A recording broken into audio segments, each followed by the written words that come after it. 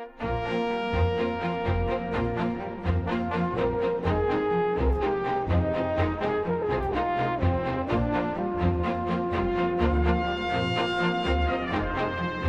evening.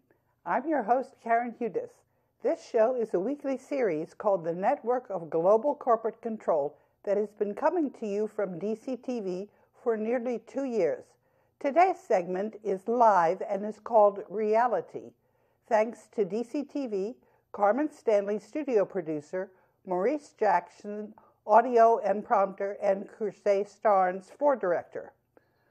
On the 4th of April live segment, I said that the series has achieved its purpose to convince enough people that the world's assets belong to humankind and that the Bretton Woods institutions, that is, the World Bank and the International Monetary Fund, including their Articles of Agreement, are there to serve humanity in a peaceful transition, the global currency reset. In next week's show, which we are pre-recording later today, we're going to start planning how we're going to work together to accomplish the global currency reset. We are also going to tell the experts, including the lawyers, accountants, and journalists, that we don't need them anymore. On Saturday, Steve Torrance sent me a photo, which I hope you have in front of you. I used that photo in responding to a question about the secret constitution that the banking cartel put in place in the United States in 1871. And I've got a clip which I'd like to show you. Media to Slick's tweets. I wanted him to tell me why Donald Trump did not admit that the United States Constitution is not in effect, and because of that, there is no way that the Electoral College can vote him in. And I showed him and everyone else on my social media what I had written to the Electoral College, to Mr. David Ferriero. And I asked him, Mr. Ferriero, as the United States Congress has suspended the Constitution of 1789 by declaring a state of emergency, and this link will show you how that's done every single year. It's been done since 1871, which is when the Revolutionary War debts became due. And I also said that in the law, it says that the provisions of the Constitution govern. So, therefore, when the ministers of Finance and Development on the Board of Governors of the World Bank and International Monetary Fund, who administer the monetary gold reserves of the United States, and I've told him what the treaty is that was signed in 1950 by General Eisenhower and also by President Truman. I say that now I am the person who votes the shares of the United States on the Board of Governors of the World Bank and International Monetary Fund during this period of interregnum until the Constitution of 1789 goes back into effect. And the way this is going to happen is via Article 5. And what happened when Anton Scalia was murdered was he was trying to put that into effect, I believe, and that was when he was murdered and flown out of Texas before there could be an autopsy to see what his cause of death was, whether it was natural or not. So then I'm saying to Mr. Ferriero, who is the person who triggers the Electoral College process, the Secretaries of State of 10 states in which the Federal Reserve banks are located have filed, and that's the technical term of when the Fed owes the United States, they issued bonds and they now are in debt for $2 quadrillion. And so I'm saying that since the Fed owes us more than we owe them, the Federal Reserve is now bankrupt. The Board of Governors has informed Illinois' Secretary of State that he had no authority to attempt to invalidate the financial statement which was duly filed against the Federal Reserve Bank of Chicago.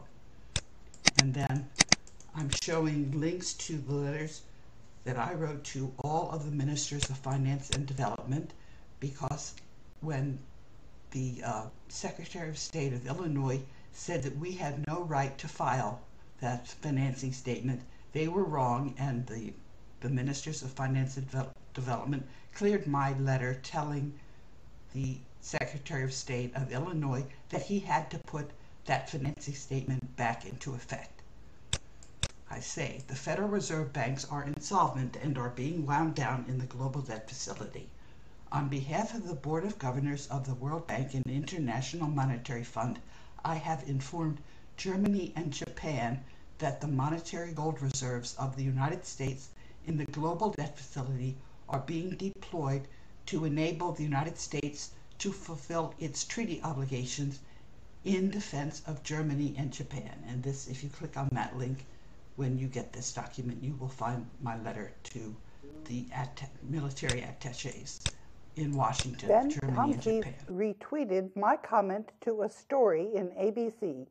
Why not explain reality, that Donald Trump is not the legitimate United States president, but only an agent of the banking cartel? This information is now spread far and wide over the internet. For example, I've included a link to a blog in Germany that's distributing this information. 5 days ago, I proved that Donald Trump is an agent of the banking cartel perpetuating a hoax. You can see copies of the emails I'm talking about now by clicking on the links in the teleprompter. On the 24th of December, Nita Johnson, president of the World for Jesus Ministries, sent me an email asking me how Donald Trump was holding up the global currency reset. I wrote back to Nita, "Sorry that the links are not working for you." I also mailed a hard copy of this statement to Donald Trump on the 25th of November and December 14th. Paragraph 27.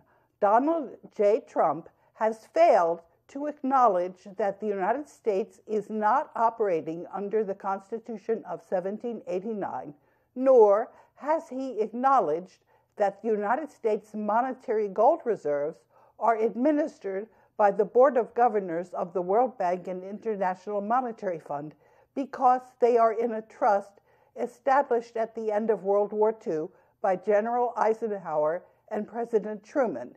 Instead, Donald Trump has perpetuated the hoax on the American people, despite having had the opportunity to rectify these falsehoods.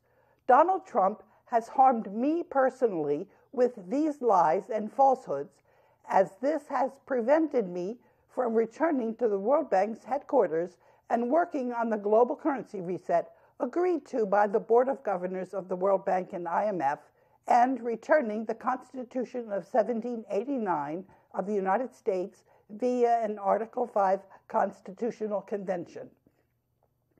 Donald Trump has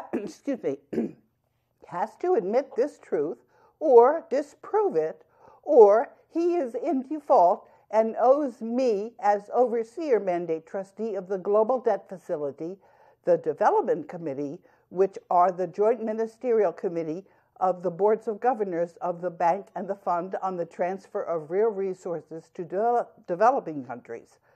Donald Trump missed the deadline, and he is now in default and bankrupt. What's more, the representatives of the Board of Governors of the World Bank and IMF know this, and not a single country dissented from the minutes of the spring meetings of the World Bank and IMF approving the global currency reset. My email to Nita Johnson continued. Your email to me reveals that you are also an agent of the network of global corporate control. Please do not write me until Trump has acknowledged that the United States Constitution of 1789 is not in effect. Until then, the situation is crystal clear. The National War College power transition model shows which side will prevail. The Coalition for the Rule of Law, which is administering the United States and the rest of the world's monetary gold reserves, is in charge and will deal with that traitor, Donald Trump. Goodbye. And then I signed the letter, which was on World Bank letterhead. What is the reality that we're talking about? We are now in a tug of war with the network of global corporate control on one side and the Coalition for the Rule of Law on the other side. The Jesuits are part of the network of global corporate control. The network of global corporate control is described by three mathematicians, Stefania Vitali, James Glatfelder, and Stefano Battiston at the Federal Institute of Technology in Zurich, Switzerland, and this network is also often referred to as the banking cartel. We described the head of the snake in two previous segments as bloodline families operating out of Switzerland, who date back to the times of the pharaohs. In preparing this teleprompter, I found out that the banking cartel was trying to get my viewers to watch a 3-year-old video with Gary Franchi, who is another agent of the banking cartel. Gary Franchi owns the copyright on an old interview where I made a mistake by talking about an unproven theory. Dr. Spencer gave me this unproven theory, and after I saw that there was no proof, I stopped mentioning it. My credibility is very important to me. That is why I give you long files to read to back up and prove every single thing I tell you. The banking cartel is now trying to discredit me by breaking my links and switching them to that old interview with Gary Franchi. I just fixed another broken link doing the same thing. The head of the snake in the banking cartel is the old bloodline pharaonic families in Switzerland, which we discussed in the two earlier segments on DCTV. 2 weeks ago, I told you that the Coalition for the Rule of Law was stronger than the banking cartel. What is the Coalition for the Rule of Law? We discussed this in the comment pages of the DCTV archives when I tweeted my response to someone who argued that there is no Coalition for the Rule of Law. I said that I had scored a knockout punch. What is the Coalition for the Rule of Law? Well, first of all, it's the commenters in the archives on YouTube. It's also the countries called the BRICS, Brazil, Russia, India, China, and South Africa. And it's also the G77. And I'm waiting now for the teleprompter to scroll down.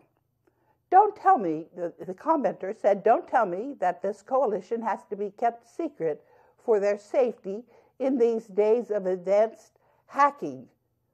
The forces who might be a threat for these people will know who they are and are able to reach them if they existed. Why don't they show themselves? Until such time, we have to conclude that they do not exist. They're pure bogus. And I said, of course, that I'm part of this coalition and I'm signing my letters on letterhead of the World Bank and IMF. I said that that was a very cute comment.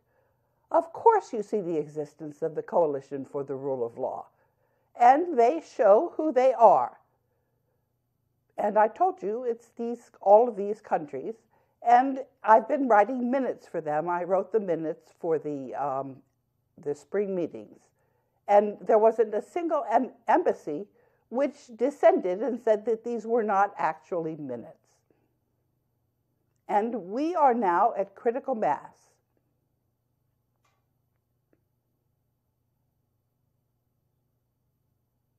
The banking cartel is trying to conceal the evidence that this coalition exists, but there are very clear signs, like the fact that I'm here speaking to you.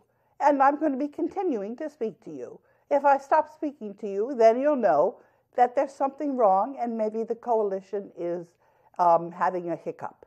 But I can also tell you that there are a lot of people in the ranks that can step in if something should happen to me.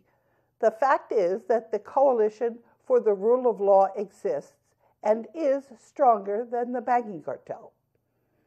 And what I say actually carries quite a bit of weight. For example, the bid actors like Trump, Gorsuch, Sandy Okoro, who I have bankrupted through commercial liens, these bid actors I also previously bankrupted. That's including Obama, Dunford, and Bowser.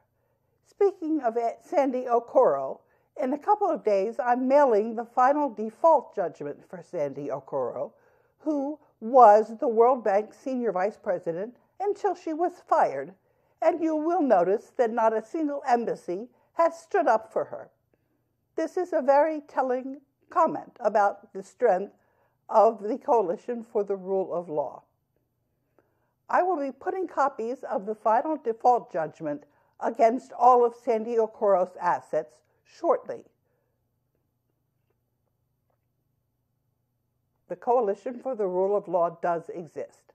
The banking cartel is trying unsuccessfully to disprove what I'm saying, and it can't. That's because I am talking about reality, and the banking cartel is lying to you. What proof do I have for this? The statement by Representative Traficant in the United States Congressional Record on the 17th of March, 1993, and you can see the reference in the teleprompter, where it says that the federal government was declared bankrupt. The statement in the Utah Supreme Court that the United States is under martial law. Actually, in 1861, the U.S. was placed under secret martial laws, and you can see page 50 of that Supreme Court judgment. It says, what most people don't realize is they have been under martial law for over 60 years. The U.S. Congress declaration that the United States is under a state of emergency. The statement by the Grace Commission that income taxes all leave the country. I have put links to these statements in many of my posts. And I've also put these links in the teleprompter. It means a lot when the banking cartel tries to hide a tweet that's called checkmate and doesn't succeed. And then the banking cartel tries unsuccessfully to hide a teleprompter that says, quote, there is a lot going on because these culprits are trying to disprove our statement in last week's segment that we are stronger than the banking cartel. This is strong evidence. The banking cartel is weaker than the Coalition for the Rule of Law. In this segment, called Reality, I want to tell you about two statements that the banking cartel wanted so badly to hide from you that they broke the links 3 times in a row. I'd like to show you an email that I received on October 4th, 2015, from one of the enlisted troops. Here is what the U.S. military has to say about this evidence. Quote, I've been helping medias for the past 3 years, Press TV, RT, and several others, and I've been on the front line and I've seen things that people never thought existed. I have ties to the militia and military. We have 70% of the U.S. military on our side. In an editorial in the New York Times, General John Spencer was trying to isolate the U.S. military from social media to shield the traitors like General Dunford from the truth. This has only backfired. And with this, General Dunford is doubly exposed as a bully and a coward, and above all, a traitor. The banking cartel has also been trying to suppress the press release on the global currency reset that the Board of Governors cleared before it was issued. Their efforts to censor this information actually has backfired and gives it even more prominence. I obtained clearance in advance for the Board of Governors press release on the global currency reset. This is also fully documented. Here is my comment on March 6, 2015, saying that I was going to issue the press release on the global currency reset in 48 hours. On the 9th of March, I put another comment up stating that none of the embassies had objected and that the PressWire press release had been retweeted a number of times. When PressWire took the press release down after a year and a half, this only damaged PressWire. The banking cartel has done everything it knew how to try and start World War III and try and scare you into thinking that the Coalition for the Rule of Law was going to lose the tug of war. A coalition for the rule of law on the Board of Governors of the World Bank and IMF is really in charge. Finian Cunningham, editor and writer in major news media organizations, including the Mirror, Irish Times, and Independent, should be familiar with the corruption at the heart of the international financial system. His op-ed with a loaded question, and his question was who was in charge, whether it was the secret government or whether it was the military. It's confusing people instead of shedding light on the corruption. The answer to Cunningham's question is that neither the U.S. politicians nor its military are in control. The U.S. is subject to state capture, and its Secret Service and the military-industrial complex are all part of the network of global corporate control identified by Vitali Glatfelder and Battiston. This conglomerate stretches back to the previous ice age, and it thinks all of humanity is there to serve it and pay tribute through paper currencies owned by the 60 private central banks at its core. What to do about this corruption at the heart of the international financial system? Don't blame the U.S., whose presidents Kennedy and Reagan were shot by the Secret Service when they didn't toe the line set by the network of global corporate control, and whose loyal military were all fired for refusing to nuke U.S. citizens in Charleston, South Carolina on the 7th of October 2013. Vice Admiral Tim Giardina and Major General Michael Carey, and for refusing to launch a first nuclear strike against Russia on the 15th of March in 2015. Commander Heather Cole and General Dana Pittard. Moscow State University has published a timeline showing that the network of global corporate control has been systematically censoring ancient history in a 6-month television series on DCTV. The professions that are in league with the network of global corporate control, the bloodlines, the secret societies, the media, have all been exposed. And I've got links in there for that. Fortunately, Jose Rizal, Superior General of the Society of Jesus, that's the Jesuits, between 1942 and 1944, set up a plan to return the world's wealth to the world's people and established the Board of Governors of the World Bank and International Monetary Fund, which is now 188 ministers of finance and development, to administer a trust fund on behalf of the beneficiaries, the world's peoples. The Board of Governors of the World Bank and IMF are carrying out Jose Rizal's plan in a global currency reset. Now that the corruption has been sufficiently exposed, a power transition model is predicting the likelihood of successful implementation of the global currency reset. Our chances are over 90%. This documentary talks about how mankind has achieved critical mass. When 100 monkeys learn something, this means that all the monkeys know it in their collective unconscious. This means we are now together in a new reality. And I think we've run out of teleprompter, so I can tell you that there are some new efforts that the network of global corporate control is trying to scare you. They're talking about false flags in Syria. They're talking about North Korea. This is their same old game, and it's not working because we actually are onto them. We know that all of the media is owned by the network of global corporate control. And actually, the real wealth in the world, this is in the global debt facility, and we are in control of it. What I've been doing for the last many years is I have been frustrating the attempts of the network of global corporate control to steal back the assets.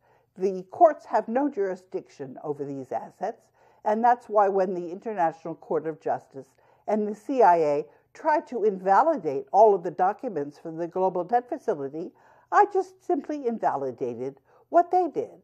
And I have been showing you all of the documents, and where we actually are is humanity is in control, and I have been proving to all of the authorities on the Board of Governors.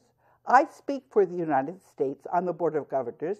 This is a temporary situation until we get our Constitution of 1789 back. I'm simply a placeholder. And what I'm doing is I'm doing as little as possible just until we get ourselves reconstituted in the grassroots and take back what is ours, which is all of our legal systems. And because I'm a lawyer, I have learned how to work the system for the people, and that's what I've been doing. And who's been teaching me? It hasn't been the lawyers. I've been in a huge struggle with the legal profession, and I have documented this. One of the latest things I did was when the American Bar Association International Law Section met just last week, I sent something to all of them. I said, why don't you admit what the actual legal situation is? Because we have already documented it. And if you're not going to be honest and admit what the actual situation is, we're not going to have a legal profession going forward because nobody's going to trust you. And I've made all of this stick. That's why Neil Gorsuch, when he didn't answer the commercial lien, he's now bankrupt. And if he had any proof to disprove what I said, he would have had to show it. He didn't. He defaulted his judgment. And I've put all of this out there. So it's very clear. And in the teleprompter, which I'm going to be discussing next week, I've also shown you the documents for the accounting profession. And people have really followed what's been going on with all of the journalists. We're going to have to learn how to become our own journalists, how to substantiate the news, because you're guaranteed if the mainstream media puts an article out, you're pretty much guaranteed that that's a fiction, that that's just there to try to confuse you. And there is going to be a lot of confusing information as people learn what reality actually is. But we are now the Coalition for the Rule of Law. We are now sitting in the middle of reality and what you're getting from the mainstream media and most of the alternative media. Those are simply lies. And the real wealth in the world, that is now under the control of the Coalition for the Rule of Law. And when we get our money system cleaned up, we are going to be cutting off all of the income, which is now going to the banking cartel. I want to thank you for listening to another segment of the Network of Global Corporate Control. We have discussed in today's segment the reality that we have won the tug of war with the Network of Global Corporate Control, that is the banking cartel. We are now in control of our own destiny. Until next week, I'm your host, Karen Hudis.